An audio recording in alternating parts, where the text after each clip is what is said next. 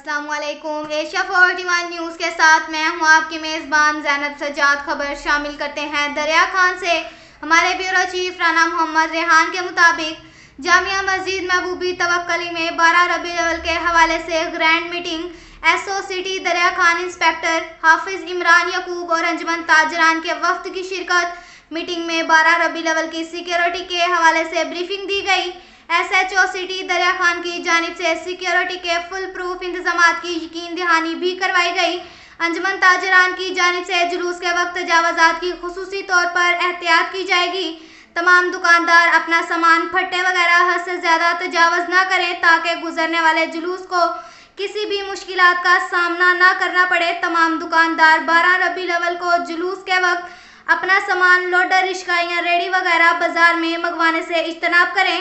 گزرنے والے جلوس کا تعاون کریں تاکہ کسی بھی قسم کی بدمزگی پیدا نہ ہو۔ اس کے ساتھ ہی ایک اور خبر شامل کرتے ہیں بکھر سے۔ ہمارے بیورو چیف رانا محمد ریحان کے مطابق تھانہ حیدرآباد پولیس کی اشتہاری ملزمان کے خلاف کامیاب کارروائی۔ 4 اشتہاری ملزمان گرفتار۔ ایس ڈی پی او منکیرا ظفر اقبال وٹو کی سربراہی میں ایس ایچ او تھانہ حیدرآباد نوید اقبال اور اس کی ٹیم نے اشتہاری ملزمان پر معقول اطلاع پر کامیاب ریڈ کر کے 4 ملزمان اشتہاری نصیر، عامر عباس، امیر حسین اور سمر عباس کو فزیکلی گرفتار کر لیا۔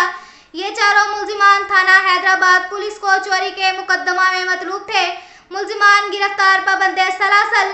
اس اہم کارروائی پر ڈسٹرکٹ پولیس آفیسر بکھر محمد عبداللہ لک نے ایس ایچ او تھانہ حیدرآباد نوید اقبال اور اس کی ٹیم کو شاباش۔ اب تک کے لیے اتنا ہی کافی ہے۔ ملتے ہیں اگلے بلیٹن میں، ہمارے ساتھ رہیے گا۔ اللہ حافظ۔